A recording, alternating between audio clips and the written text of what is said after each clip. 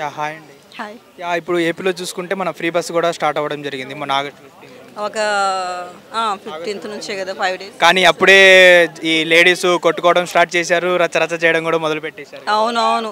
ఎందుకంటే లేడీస్కి ఫ్రీ అని చెప్పేదానికన్నా నాకు అంటే చిన్న ఉద్దేశం, నా ఒపీనియన్. అంటే అందరికీ చేయాలని లేదు.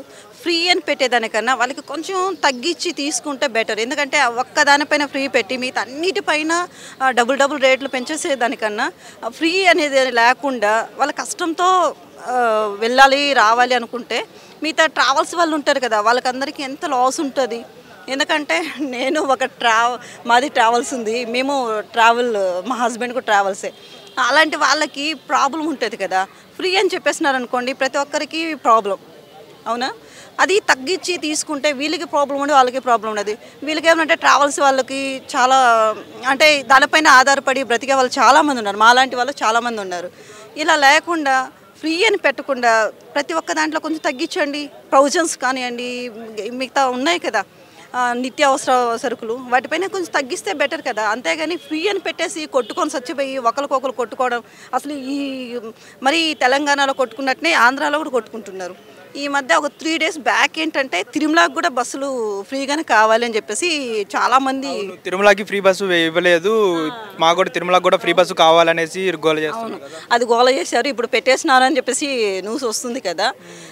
అంత ఫ్రీగా తీసుకునేది బదులు కొంచెం తగ్గించి ప్రతి ఒక్క దానిపైన తగ్గించి పెట్టుకుంటే బెటర్ కదా.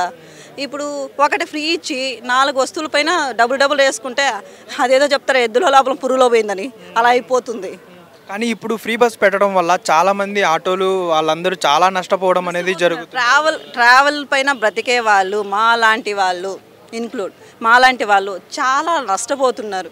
అది ఫ్రీ బస్సు పెట్టద్దు, చిన్నగా కొంచెం తగ్గించండి. లేడీస్కి కన్సెషన్ ఇవ్వండి, మిగతా అన్ని నిత్యావసర సరుకుల పైన తగ్గించండి. ఫ్రీగానే ఎందుకు తీసుకోవాలి? నేను కూడా లేడీసే, నేను ఫ్రీగా బస్సు పోవచ్చు. అవసరమా? ఫ్రీ అవసరం లేదు కదా. అదేదో 100 రూపాయల వస్తువు దగ్గర 50 రూపీస్ తీసుకోండి. 50 రూపీస్ పైన ప్రతి ఒక్క నిత్యావసరాల పైన తగ్గించండి. పేదవాళ్ళు ఉంటారు కదా, పేదవాళ్ళు వాడుకుంటారు కదా. బస్సులు ఒక అవసరం ఉంటుంది. నేనైతే బస్సులో వెళ్ళను, అవసరం లేదు. నేను కారులో వెళ్తాను, నాకు అవసరం లేదు కదా. అలాంటప్పుడు అదేదో వస్తువు పైన ఒక సోప్ పైన 100 రూపాయలు ఉండే సోప్ పైన కనీసం 10 రూపీస్ తగ్గించండి. సోప్ నాకు అవసరమే లేదు. చిన్నపిల్లలకి వేసుకుంటే బుక్స్ ఉంటాయి కదా, వాటిపైన తగ్గించండి. ఇలాంటి వాటిపైన తగ్గిస్తే సరిపోతుంది. కానీ ఫ్రీ బస్ ఏంటండి? ఫ్రీ అవసరమా? అది కొట్టుకొని సావడం. చూసుకుంటే మనకి ఏపీకి ఆదాయం లేదు, అలాంటప్పుడు ఈ ఫ్రీ బస్సు పెట్టి ఇంకా ఏపీని ముంచుతున్నారనేసి చాలా మంది అంటున్నారు కదా, దాని మీద మీ ఇప్పుడు ఆల్రెడీ మునిగిపోయింది, టోటల్ మునిగిపోయింది. దాని ఇప్పుడు చంద్రబాబు నాయుడు గారు, ఈయన పవన్ కళ్యాణ్ గారు వీళ్ళంతా కలిసి ఏదో చేయాలని వస్తున్నారు. ఇప్పుడు ఫ్రీ బస్సు పెట్టకపోయినా కానీ నిత్యావసరాల సరుకుల పైన కొంచెం తగ్గించి ప్రతి ఒక్క దానిపైన కొంచెం తగ్గించి పెడితే సరిపోద్దే. కానీ ఫ్రీ పెట్టాల్సిన అవసరం లేదు. ఆల్రెడీ మునిగిపోయిన దాన్ని ఇంకేం ఇది చేస్తారు వాళ్ళు. ఇప్పుడు చూసుకుంటే మన లాస్ట్ జగన్మోహన్ రెడ్డి గారు ఇలాంటి పథకాలు ఇచ్చే ఓడిపోయారు అనేసి చాలామంది అంటున్నారు. ఇప్పుడు అదే పని మన ఈ కూటమి ప్రభుత్వం కూడా ఫ్రీగా ఇచ్చేయడం వల్ల నెక్స్ట్ వీళ్ళే వస్తారు అధికారంలోకి, లేకపోతే మళ్ళీ జగన్మోహన్ రెడ్డి వచ్చే అవకాశం. అంటే అధికారంలోకి ఎవరు వస్తారనేది మాత్రం నేను చెప్పలేను. కానీ ఆయన ఏమో మంచిగా చేయాలనుకున్నారు. మధ్యలో ఉన్న కొన్ని చుట్టూ ఉన్న నాయకులు ఉంటారు కదా, వాళ్ళు ఇన్నాళ్ళు మనము ఏమీ లేదు కదా అని ఇప్పుడు లాక్కోవాలని చెప్పి మొత్తం లాగేసుకున్నారు. అంతేగాని ఆయనదేం తప్పలేదు. ఆయన పరిపాలన చేయడం ఆయన చేతరాదు. ఎందుకంటే ఫస్ట్ ఆఫ్ ఆల్ ఆయనకి ఎటువంటి అనుభవం లేదు. వాళ్ళ నాన్నగారు అంటావా రాజశేఖర్ గారి ఆయన ఉనింటే మాత్రం మంచి జరుగుంటుంది. ఆయన లేరు కాబట్టి ఈయనకి వచ్చింది. అంతేగాని ఈయనకి ఎటువంటి అనుభవం లేకుండా ఆయనకి ఇవ్వడం వల్ల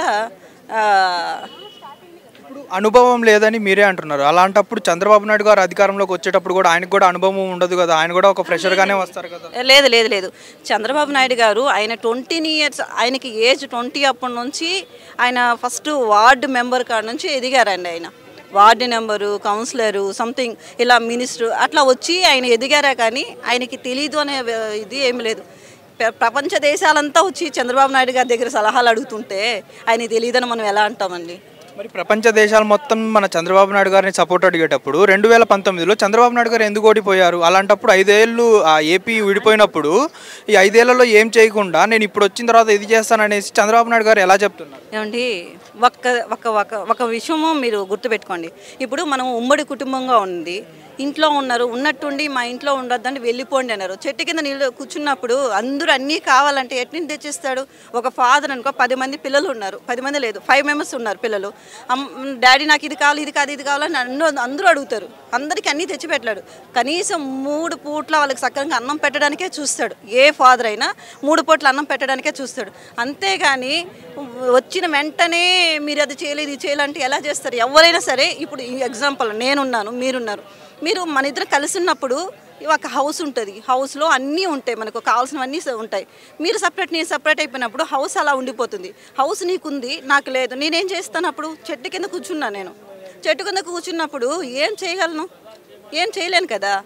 అలాగే ఆయన చేద్దాము అంటే నిదానంగా చేద్దాం అనుకున్నారే కానీ ఏం చేయొద్దు అని అసలు అనుకోలేదు. ఆయన చేసి అప్పటికే అందరూ నువ్వు చేయాలని అనేసి ఆయన పైన దుమ్మెత్తి పోసారు.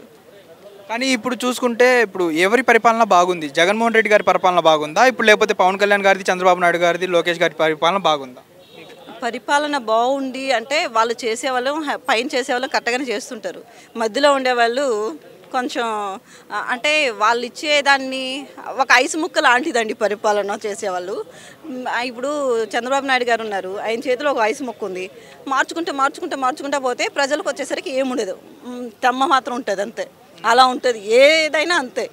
కానీ కరెక్ట్గా రావాలంటే ఐసు మొక్కని గడ్డ చేసి దాంట్లో ఇంకేదైనా కలిపి పెట్టాలి. కానీ ఐసు మొక్కలాగా పరిపాలన చేస్తే ఎవరికైనా వచ్చేది అంతే లాస్ట్కి. చివరిగా ఏం చెప్తారు మీరు ఫ్రీ బస్సు గురించి? ఫ్రీ బస్సులు ఇచ్చే బదులు నిత్యావసరాల పైన కొంచెం తగ్గిస్తే బెటర్ కదా. ఫ్రీ అని చెప్పేసుకుంటా పోతే ఏది ఫ్రీ ఉండదు, లాస్ట్కి మన పైన పడేది మోపుడు అంతా పడుతుంది. Okay, thank you so much. Hit TV app, ఇందులో short news, live news, entertainment shows, movies, digital magazines తో పాటు మీ జిల్లా వార్తలను కూడా ఫ్రీగా చూడొచ్చు. ఇంకెందుకు ఆలస్యం, వెంటనే హిట్ టీవీ యాప్ ని డౌన్లోడ్ చేసుకుని ఫ్రీగా ఎంటర్టైన్మెంట్ పొందండి. Hit TV app. Hit TV app. Please download hit TV app. Hit TV app ని ఫ్రీగా డౌన్లోడ్ చేసుకుని ఎంజాయ్ చేయండి. మీకు నచ్చిన ఎంటర్టైన్మెంట్ కోసం హిట్ టీవీ యాప్ ని ఫ్రీగా డౌన్లోడ్ చేసుకుని ఎంజాయ్ చేయండి. హిట్ టీవీ యాప్ ని డౌన్లోడ్ చేసుకుని ఆస్వాదించండి, ఆశీర్వదించండి. ఇంతమంది సెలబ్రిటీలు హిట్ టీవీ యాప్ ని డౌన్లోడ్ చేసుకోండి అని చెప్తున్నారంటే ఎంత మంచి యాప్ ఆలోచించండి. అమెరికాలో చదవాలనుకునే వాళ్ళకి విశ్వసనీయమైన పేరు మన శౌర్య కన్సల్టెన్సీ. UK లో 1 year masters, UK లో 1 year masters, 2 years work permit up to 5 years visa. Contact Saurya Consultancy. Contact 89851 89851.